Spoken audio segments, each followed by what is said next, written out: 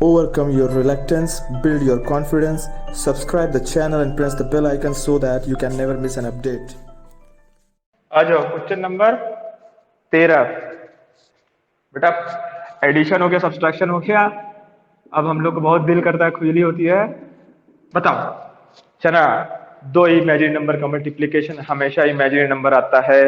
ये true statement है कि फॉल्स? ट्रू। बेटा ये ट्रू लिख दिया तुमने। घर से निकलते ही कुछ दूर चलते ही रास्ते में -1 आ गया।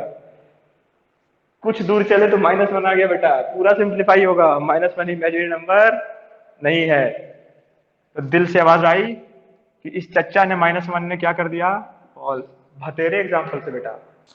तो ये समझ में आ गया ना सना बेटा कि कैसे फ्लॉप हुआ?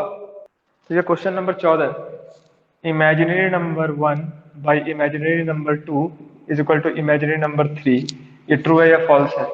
ये बताओ सना इसका आंसर। फॉल्स। फॉल्स बेटा क्यों? क्योंकि जाहिर सी बात है यार, हर इमेजिनरी नंबर में आयोटा छुपा हुआ होगा।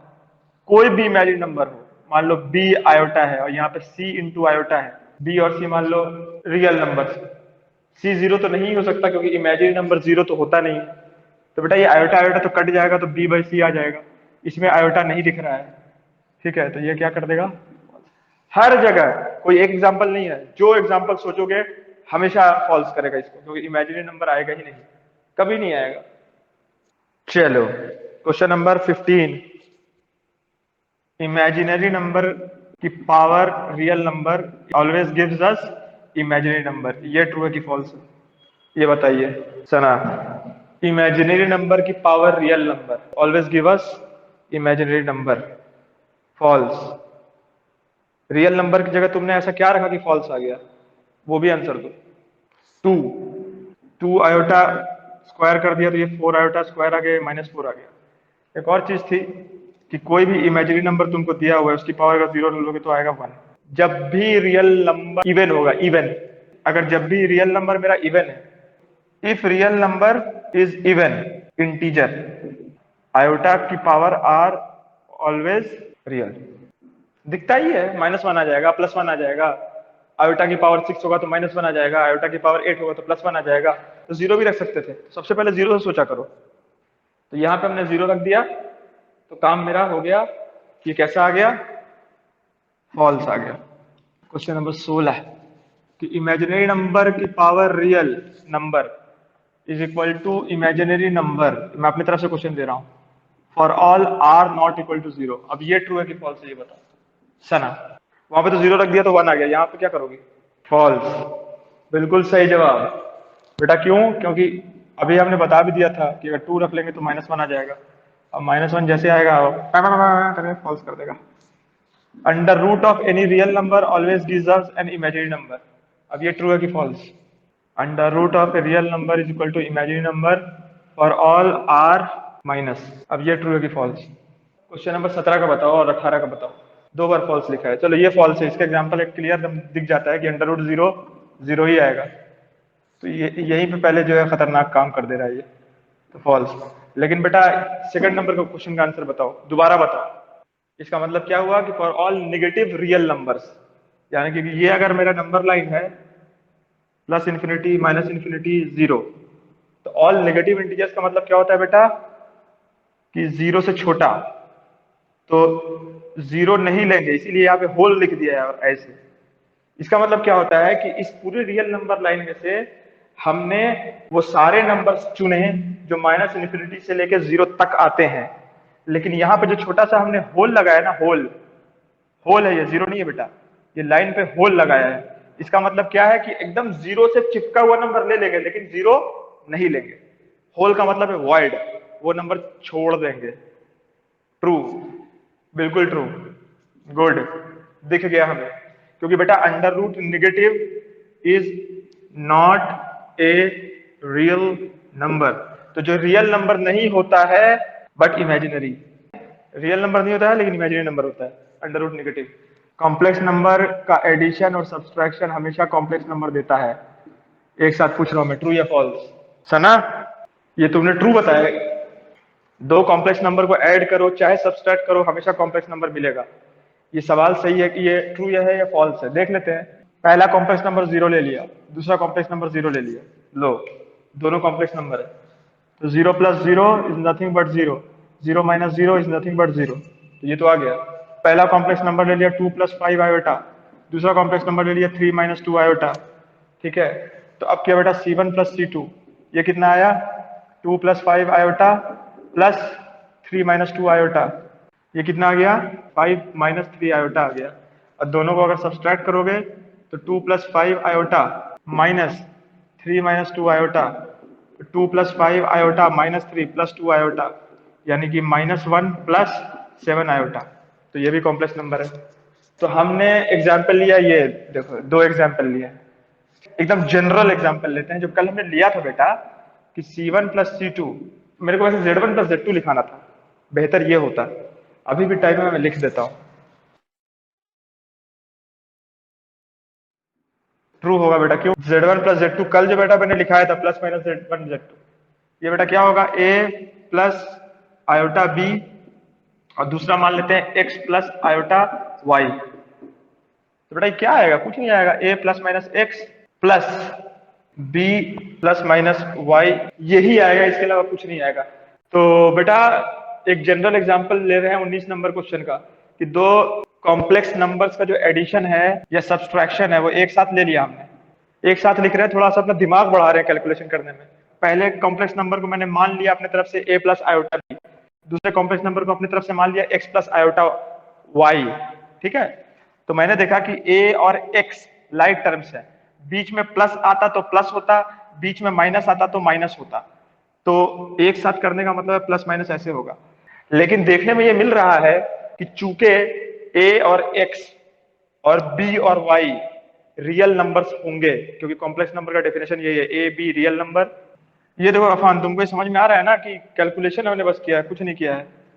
बीच में प्लस ही होगा, क्योंकि कुछ लड़के बोलेंगे सर प्लस माइनस है तो बीच में प्लस माइनस होगा, नहीं, बीच में प्लस माइनस नहीं होगा। प्लस माइनस होगा A और X के बीच में और B और Y के बीच में। करके देख लेना, एक बार प्लस लेके सॉल्व करो, माइनस लेके सॉल्व करो। तो बेटा ये दिख रहा है कि ये भी जो है एक कॉम्प्लेक्स नंबर बन रहा है। अब क्वेश्चन नंबर 20, दो कॉम्प्लेक्स नंबर का मल्टीप्लीकेशन हमेशा कॉम्प्लेक्स नंबर आएगा क्या? जरूरी नहीं है, देख लो 20 number question. Z1 into Z2 is equal to Z3, ये फॉल्स है, एक ही एग्जाम्पल काफी है। Z1 को 0 लो, Z2 को 0 लो, आंसर 0 आ जाएगा। सॉरी, ट्रू है बे, ट्रू है, ट्रू है। Question number 21, Z1 upon Z2 is equal to Z3, ये बेटा फॉल्स। क्यों फॉल्स है?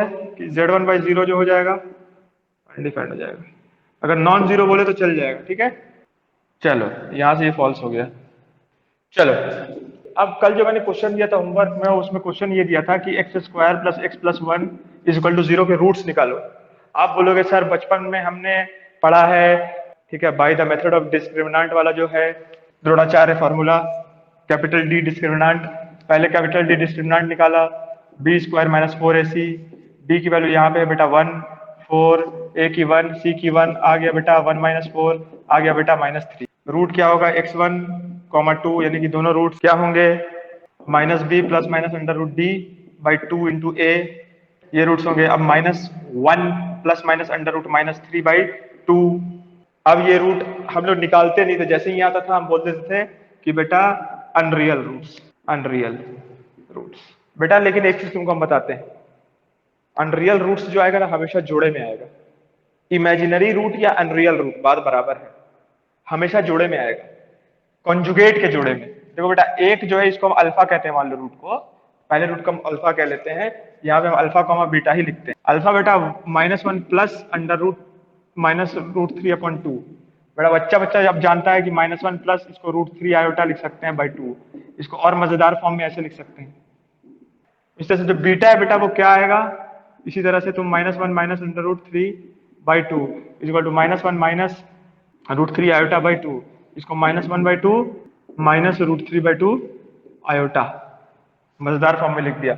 और तलब ये है बेटा कि यहाँ भी -1/2 है, यहाँ भी √3/2 है, और बेटा यहाँ भी -1/2 है, यहाँ भी √3/2 है, बस माइनस साइन के साथ है। तो बेटा बीटा जो है ना वो कॉन्जुगेट है अल्फा का। If alpha is equal to z, then beta is equal to z bar. बात समझ में आया? तो ये पॉइंट बताना था, ये आगे भी काम आएगा क्वाड्रेटिक इक्वेशन में। इमेजिनरी रूट्स कम इन कॉन्जुगेट पेयर्स। देखो बेटा, ऐसा कभी भी नहीं हो सकता कि क्वाड्रेटिक तो छोड़ो, पावर 8 की इक्वेशन, पावर 1000 की इक्वेशन भी अगर तुम सॉल्व कर रहे हो, एक रूट अगर आता है 2 प्लस आयोटा, तो दूसरा रूट पक्का आएगा 2 minus iota.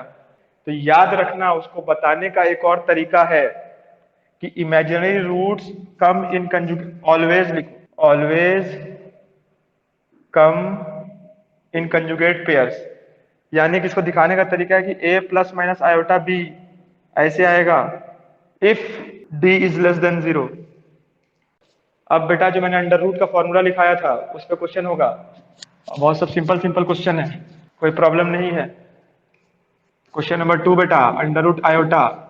Under root iota ऐसे लिखने में मजा नहीं आ रहा है, इसको 0 प्लस 1 इंटू आयोटा लिखो। यानी कि z को ये मान लो, under root z is equal to question mark है। यहाँ पे a की वैल्यू 0 है, b की वैल्यू 1 है, तो मॉड ऑफ z कितना आएगा? Under root a square plus b square का अंडर रूट, बेटा 1 प्लस 0 का अंडर रूट आ जाएगा 1 आ जाएगा, -1 नहीं आएगा गधों, अंडर रूट 1 हमेशा 1 आता है। अब बेटा formula, under root iota is equal to plus minus एकदम बाहर, उसके बाद अंदर क्या आएगा बेटा? इसका b कैसा है? पॉजिटिव है, नेगेटिव नहीं है, तो बीच प्लस आ जाएगा। अब under root a square plus b square का फॉर्मूला लगेगा, देखो mod of z minus plus a upon 2 का under root, mod of z minus a upon 2 का अंडर रूट, और यहाँ पे आयोटा। बेटा ये plus minus mod of z कितना निकाला है? 1, a कितना है? 0/2 का under root plus iota 1 minus 0/2 का अंडर रूट, बाहर में प्लस माइनस, यानी कि plus minus 1/√2 plus iota by √2। ऐसे लिखने में मजा कभी नहीं आता है हमको, ऐसे ऐसे लिख के छोड़ भी सकते हैं, लेकिन इसको ऐसे लिखो, √2 ले लो, एलसीएम कॉमन ले लो पहले, 1 प्लस आयोटा। दो आंसर है इसमें, ठीक है, एक प्लस और एक माइनस के साथ। अंडर रूट आयोटा -1, यहाँ भी सिंपल है बेटा, मॉड ऑफ जेड निकालो पहले। तो अंडर रूट आयोटा -1 लिखा हुआ है, इसको मैंने बोला था कि ऐसे लिखना है, -1 प्लस 1 इंटू आयोटा का अंडर रूट। तो a की वैल्यू बेटा मेरी -1 है, b की वैल्यू मेरी 1 है, ऐसे किया तो ये बेटा √2 आ जाएगा, ध्यान दो। अब बेटा फॉर्मूला लगाओ, under root of z is equal to plus minus √2 minus minus 1 है होगा बेटा, ठीक है, अपॉन 2 का अंडर रूट। अब इसमें देखो बेटा, इसमें b अभी भी पॉजिटिव है, नेगेटिव नहीं है, तो बीच में प्लस आएगा, और √2 माइनस -1/2 का अंडर रूट, यहाँ पे आयोटा। प्लस माइनस तो बाहर इंतजार करता रहेगा कि अंदर से आंसर क्या आ रहा है, तो ये √2 + 1 का under root by 2 plus iota times √2 - 1 + 1/2 का अंडर रूट, ये इसका आंसर +-1 है।